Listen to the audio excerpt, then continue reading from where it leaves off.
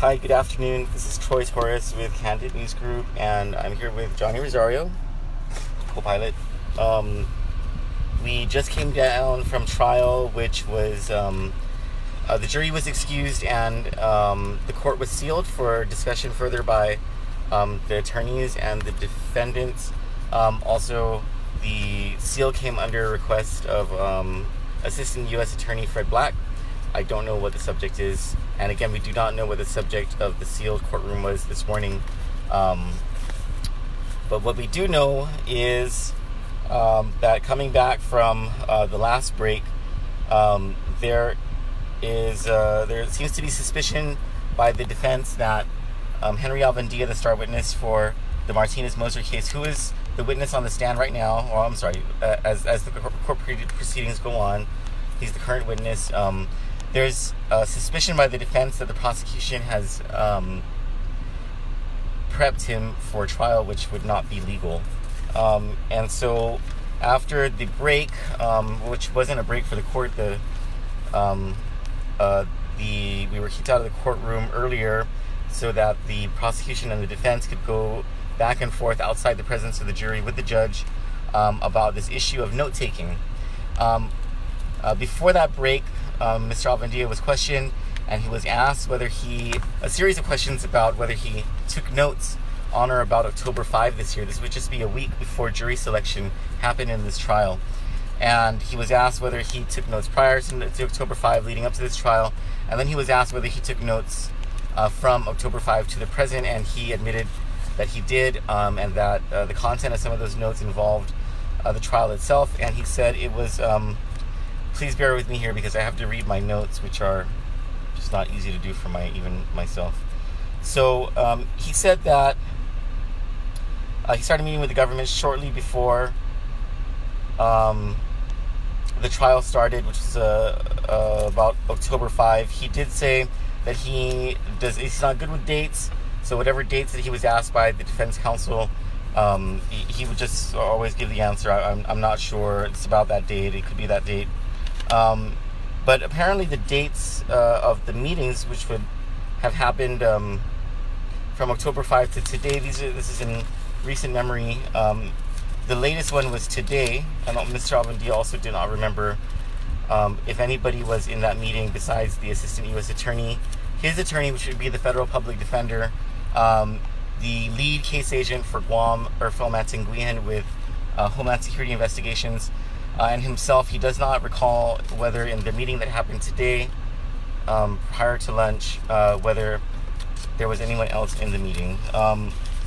He also said, out of all the meetings that have happened, and I believe he'd gone through 4 or 5 different dates from October 5 to today, he does not recall the subject matters of those meetings. He does not recall the details of the discussions, but he did admit that some of the notes that he took pertained to the case itself, whether they pertain to direct testimony that he would give, and whether those notes would be in aid of his recollection or would trigger his memory, so that it could affect his direct testimony in this trial, which would be Joe Patrick, which would I guess be the part that is not legal. He said he does not remember, though he did testify that he took notes to aid him in recollecting what he needed to recollect in order to testify. I don't know how much further that can go. The defense counsel was intent on getting information out of Mr. Alvendia, and I guess to get to the heart of the matter, which would be, did the government prep you? Did Assistant U.S. Attorney Fred Black or Case Agent Erfel Mantinguian prep you for your testimony before trial? There was discussion on whether they went through the recordings that were played during his testimony. There was also discussion on whether, and he did say, he said that he did not go into any detail about those recordings. He just said that just to recall the dates of those recordings. That's what he said. He was asked, please bear with me, I'm reading notes. whether anybody else was in any of these meetings. He said no. Later on, he said that the IT guy who normally is at the trial was at the meeting today, best that he could recall. He also said that the reason he could not produce the notes, and this is probably where things got heated. He said that interspersed in these notes are personal notes and also notes pertaining to private sidebars that occurred either here in the courtroom or in meetings with the assistant U.S. attorney that were just between he and his attorney, John Gorman, and that would be considered attorney-client privilege. This was after we came back from the first break on it. And I'm not aware if I did not see, but I also was downstairs. I'm not aware whether after or during that first break, whether Mr. Alvendia spoke with his attorney, John Gorman, who was in the courtroom and did see what was happening, and Mr. Alvendia was looking at quite intently during his questioning by Mr. Perez.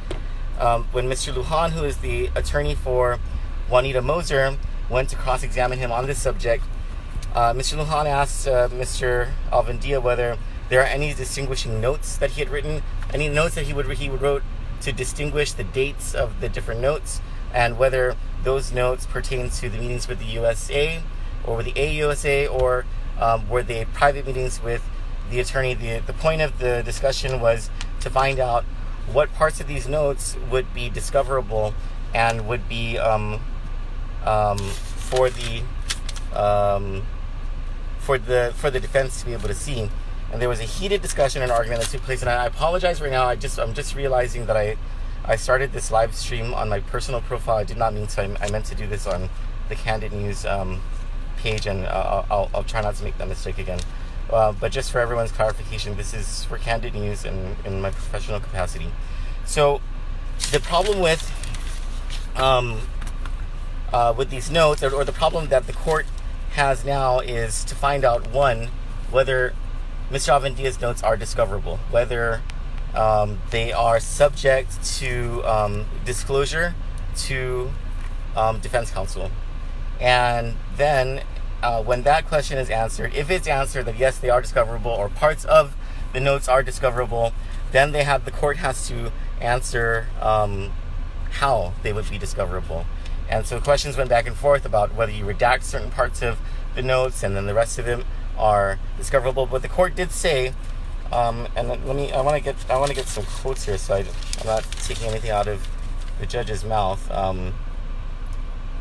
I've never had to deal with a situation like this. This is new territory for me.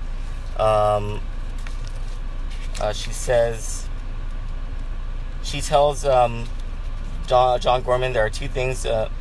She tells the defense that their assignment, number one, is to provide her with case law, look up the case law to see if this is even discoverable. And then to John Gorman, she says to review the notes with his client. And the defense had a problem with that because they said, well, once John Gorman sees it, it becomes a communication between attorney and client, and then it will therefore be attorney-client privilege. And Mr. Lujan especially took umbrage with that because he said, I want to quote him, I don't want to get this wrong. He says,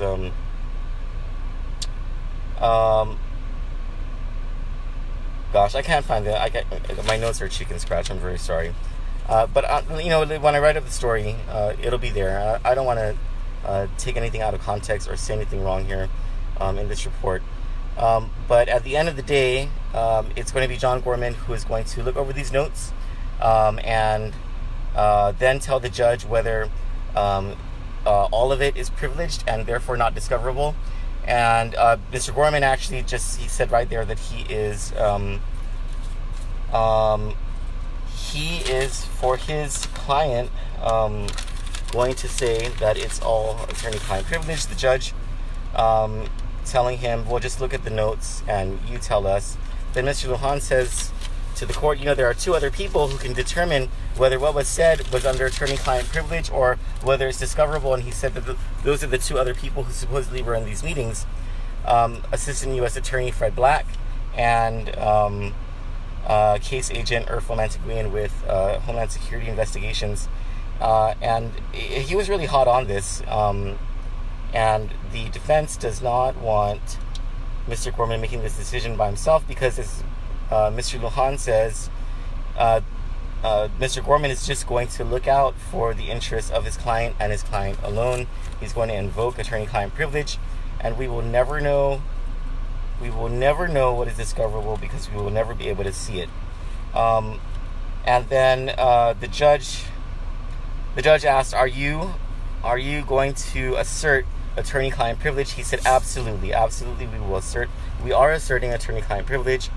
Then Mr. Gorman says, "We will not waive privilege as to the assistant U.S. attorney or the investigators," and that was referring to Mr. Lujan's suggestion that Mr. Black and Mr. Manteguian be the ones to look over these notes and see whether anything is discoverable.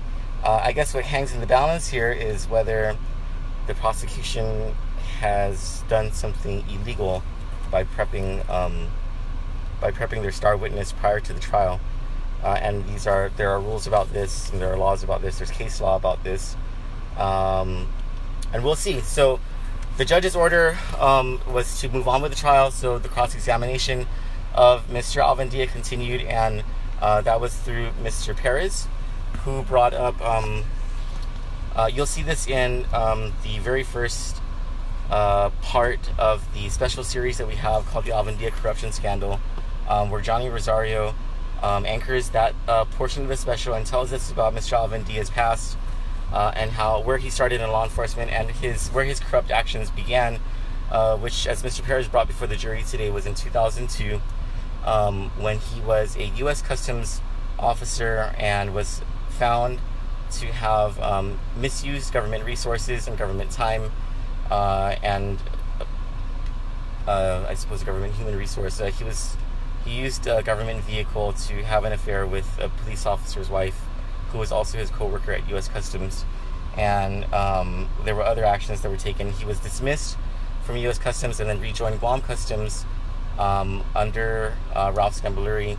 And then, as the jury has heard in opening statement and all throughout this trial, his misconduct and the corruption that he eventually was convicted of having led at Guam Customs when he was a very high up official in the agency and was able to use his position to enrich himself and others at the expense of the government and citizens of Guam and the United States. And that's why he was convicted on May